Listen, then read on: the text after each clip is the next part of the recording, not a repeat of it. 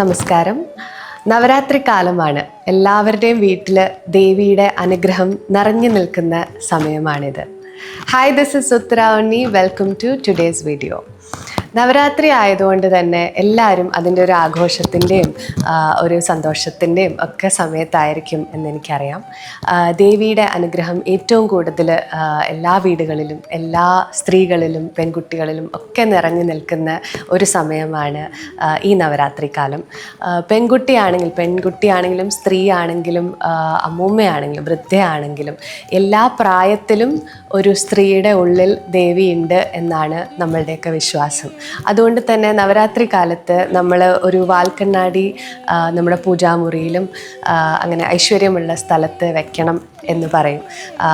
കാരണം കണ്ണാടി നോക്കുമ്പോൾ തന്നെ നമുക്ക് നമ്മളെ കാണാൻ പറ്റും. അപ്പം നമ്മളെ കാണുമ്പോൾ നമ്മളിൽ തന്നെ ദേവിയുണ്ട് എന്നാണ് സങ്കല്പം. നമ്മളിലൂടെ നമ്മൾ ദേവിയുടെ അനുഗ്രഹം കണ്ണാടിയിലൂടെ തന്നെ നമുക്ക് ലഭിക്കുന്നു എന്നും നമുക്ക് വിശ്വസിക്കാം. ശരിക്കും ഇന്ത്യയിൽ നോക്കിക്കഴിഞ്ഞാൽ നമുക്ക് ഒരുപാട് ഫെസ്റ്റിവൽസ് ഉണ്ട്, ഒരുപാട് ആചാരങ്ങളുണ്ട്. നവരാത്രി ശരിക്കും അധികം സെലിബ്രേറ്റ് ചെയ്യാത്ത ഒരു സ്റ്റേറ്റാണ് കേരള.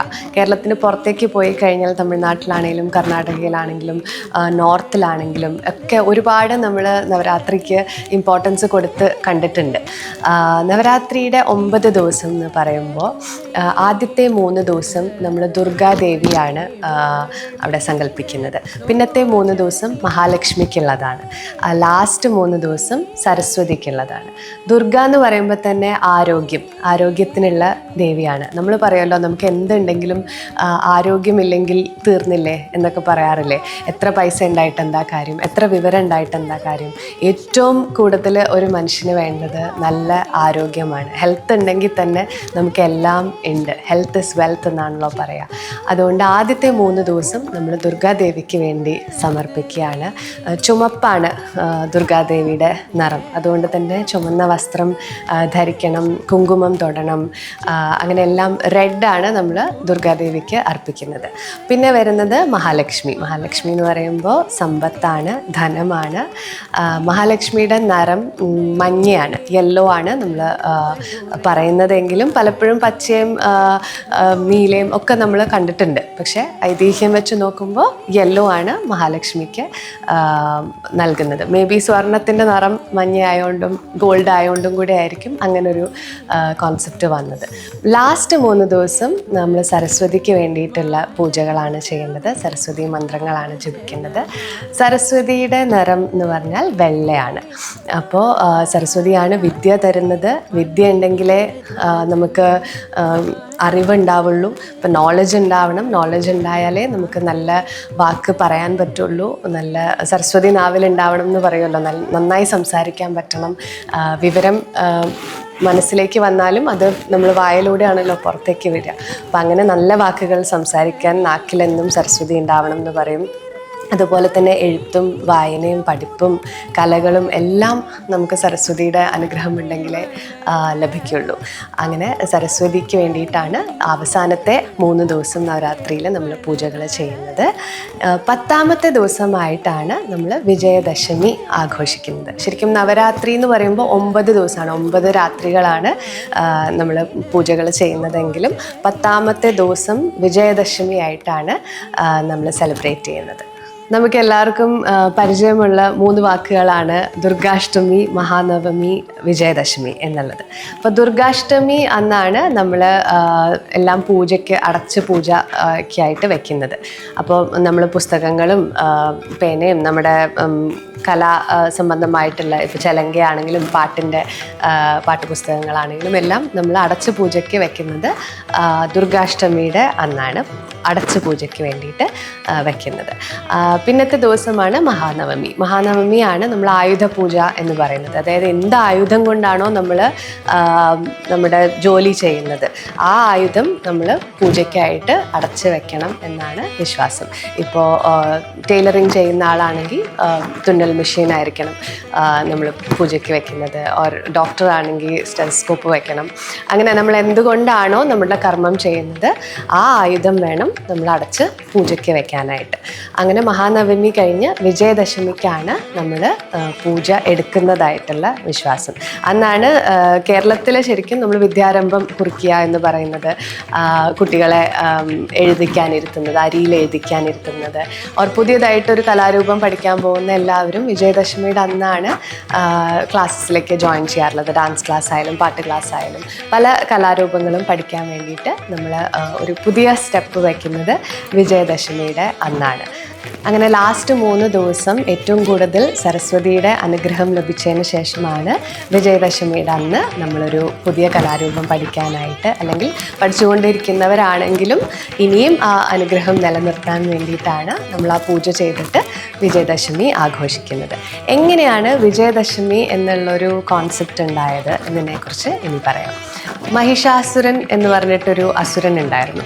അപ്പോൾ ഈ അസുരൻ എല്ലാവർക്കും ഒരു ന്യൂസൻസ് ആയി മാറി. ആ നാട്ടിലെല്ലാവർക്കും ബുദ്ധിമുട്ടുകൾ ഉണ്ടാക്കി തുടങ്ങി, പ്രശ്നങ്ങൾ ഉണ്ടാക്കി തുടങ്ങി. പക്ഷേ ഈ അസുരന് ഒരു വരം ലഭിച്ചിട്ടുണ്ടായിരുന്നു. ഒരു സ്ത്രീയാൽ മാത്രമേ അദ്ദേഹത്തിനെ മരണപ്പെടുത്താൻ കഴിയുള്ളൂ. പക്ഷേ അദ്ദേഹത്തിൻ്റെ ശക്തി കാരണം പൊതുവെ സ്ത്രീകൾക്കാർക്കും ഒന്നും ചെയ്യാൻ പറ്റാത്ത തക്കോണം ഉള്ളൊരു ശക്തിയും പവറും ആ അസുരന് ഉണ്ടായിരുന്നു.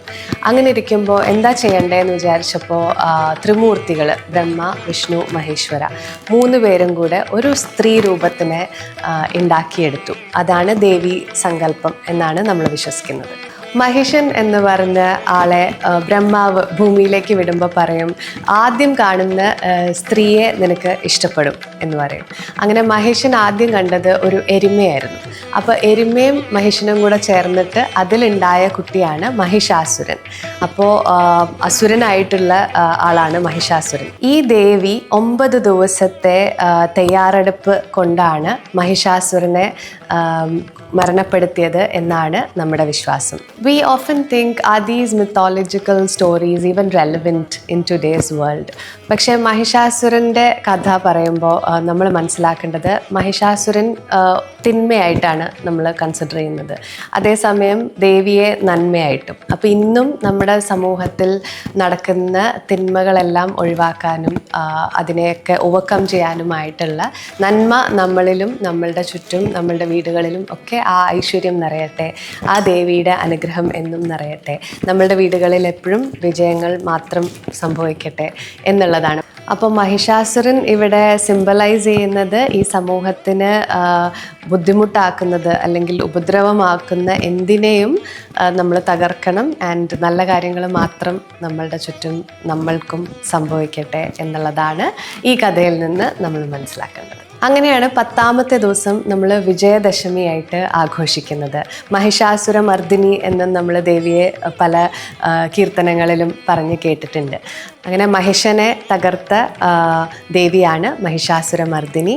10ാമത്തെ ദിവസം വിജയത്തിൻ്റെ ദിവസമാണ്. വിജയം ദശമി, ദശമി എന്ന് പറഞ്ഞാൽ 10ാമത്തെ ദിവസം. അങ്ങനെയാണ് വിജയദശമി നമ്മൾ ആഘോഷിക്കുന്നത്. പല ആചാരങ്ങളും ഫെസ്റ്റിവൽസും നമ്മൾ വിചാരിക്കും, എന്തിനാണ് ഇതൊക്കെ സെലിബ്രേറ്റ് ചെയ്യുന്നത്, എനിക്കതിലൊന്നും വിശ്വാസമില്ല എന്നൊക്കെ പറയും. പക്ഷേ ഇതിനൊക്കെ ഒരു സയൻറ്റിഫിക് റീസണിങ്ങും കൂടെ ഉണ്ടാവുമായിരിക്കും. ആ 10 ദിവസം നമ്മൾ വ്രതം എടുക്കുക അല്ലെങ്കിൽ ഫാസ്റ്റിംഗ് ചെയ്യുക എന്ന് പറയുമ്പോൾ അത് നമ്മുടെ ഹെൽത്തിനും കൂടെ ഒരുപാട് ബെനിഫിറ്റ്സ് ഉള്ള കാര്യങ്ങളാണ്. ആ 10 ദിവസം കൊണ്ട് നമ്മുടെ ഒരു ബോഡി ക്ലെൻസിങ്ങും കൂടെയാണ് അവിടെ നടക്കുന്നത്. നമ്മൾ നോൺ വെജ് കംപ്ലീറ്റ്ലി ഒഴിവാക്കണം, ചിലപ്പോഴെങ്കിലും ഒരിക്കലെടുക്കുക എന്ന് പറയും. അതായത് അരിഭക്ഷണം ഒരു നേരം മാത്രം കഴിക്കുക, ബാക്കി നേരങ്ങൾ നമ്മൾ ഫ്രൂട്ട്സ് മാത്രം കഴിക്കുക, അങ്ങനെയൊക്കെ പറയാറുണ്ട്. അപ്പം അങ്ങനെ വ്രതം എടുക്കുമ്പോൾ നമ്മുടെ ബോഡിയിലും ഒരു ക്ലെൻസിങ് പ്രോസസ്സാണ് നടക്കുന്നത്. അതുപോലെ തന്നെ ഒരു സ്പിരിച്വൽ ജേർണിയാണ്. നമ്മൾ 9-10 ദിവസത്തോളം സ്പിരിച്വലി വളരെ ദേവിക്ക് വേണ്ടി അർപ്പിച്ച് നിൽക്കുന്ന ദിവസങ്ങളാവുമ്പോൾ നമ്മൾ നാമം ജപിക്കണം, നല്ല കാര്യങ്ങൾ മാത്രം മനസ്സിൽ വിചാരിക്കണം. അപ്പം അങ്ങനെ ഒരു സ്പിരിച്വൽ ജേർണി വരുമ്പോൾ തന്നെ നമ്മളുടെ ചുറ്റും അല്ലെങ്കിൽ നമ്മളുടെ ഉള്ളിലും നമ്മുടെ വീട്ടിൻ്റെ അന്തരീക്ഷത്തിലും ഒക്കെ ഒരു പോസിറ്റീവ് എനർജി ഉണ്ടാവാറുണ്ട്. അപ്പോൾ നവരാത്രി ദിവസങ്ങൾ നമുക്ക് വീട് വൃത്തിയാക്കി വെക്കണം, വീട്ടിൽ പൂജാകർമ്മങ്ങൾ ചെയ്യണം, നമ്മുടെ പൂജാമുറിയും ഒക്കെ നമ്മൾ കുറച്ചും കൂടെ അലങ്കരിച്ച് വെക്കണം. അങ്ങനെയൊക്കെ ചെയ്യുമ്പോഴത്തേക്കും വീടിന് ചുറ്റും തന്നെ ഒരു പോസിറ്റീവ് ഓറ ഉണ്ടാവും എന്ന് നമ്മൾ പറയും. അപ്പോൾ തന്നെ വീട്ടിൽ നല്ല കാര്യങ്ങൾ സംഭവിക്കും. ഒരു ഫാമിലി എന്ന് പറയുമ്പോൾ തന്നെ നമ്മൾ അങ്ങോട്ടും ഇങ്ങോട്ടും എല്ലാവരും സ്പിരിച്വലായിട്ടിരിക്കുന്ന സമയത്ത് വഴക്കുകൾ ഒഴിവാക്കാം, നല്ല കാര്യങ്ങൾ മാത്രം സംഭവിക്കുന്നു, വീട്ടിന് ഐശ്വര്യം വരും എന്നും നമ്മൾ വിശ്വസിക്കുന്നുണ്ട്. ഈ 9 ദിവസം ദേവിയുടെ അനുഗ്രഹം ഉണ്ടാവാനായിട്ട് നമ്മൾ ദേവിയുടെ സഹസ്രനാമം ജപിക്കണം എന്ന് പറയും, ലളിതാ സഹസ്രനാമം ജപിക്കണം എന്ന് പറയും, ദേവിയെക്കുറിച്ചുള്ള ശ്ലോകങ്ങളും സ്തോത്രങ്ങളും ഒക്കെ നമ്മൾ പറയണം, ജപിക്കണം എന്ന് പറയാറുണ്ട് ഈ സമയത്ത്. ഇനി ഒരു പ്രശ്നമുള്ളത് ലളിതാ സഹസ്രനാമം നമ്മൾ തെറ്റാതെ വായിക്കണം എന്ന് പറയും, തെറ്റാതെ ചൊല്ലണം എന്നുള്ളത്.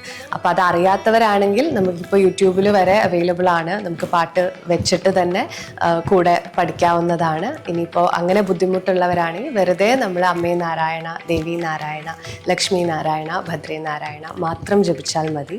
രാവിലെയും വൈകുന്നേരവും എപ്പോഴും നമ്മളെ വീട്ടിൽ ആ ഒരു 9 ദിവസം നമ്മളുടെ ഉള്ളിൽ നമ്മൾ even if you are working ആ സമയത്തുമൊക്കെ നമ്മുടെ ഉള്ളിൽ ജപിച്ചുകൊണ്ടിരുന്നു കഴിഞ്ഞാൽ വീടിന് ചുറ്റും നമ്മളുടെ ഉള്ളിലും ഒക്കെ ഐശ്വര്യം ഉണ്ടാവും എന്നാണ് നമ്മുടെ വിശ്വാസം. അപ്പോൾ ഈ വിജയദശമി എല്ലാവർക്കും വിജയങ്ങൾ മാത്രം കൊണ്ടുവരട്ടെ, നല്ല കല പഠിക്കാൻ സാധിക്കട്ടെ, എന്നും സരസ്വതിയുടെയും ദുർഗയുടെയും മഹാലക്ഷ്മിയുടെയും ഒക്കെ അനുഗ്രഹം നിങ്ങളുടെ വീടുകളിലും നിറയട്ടെ എന്ന് ഞാൻ ആശംസിക്കുന്നു.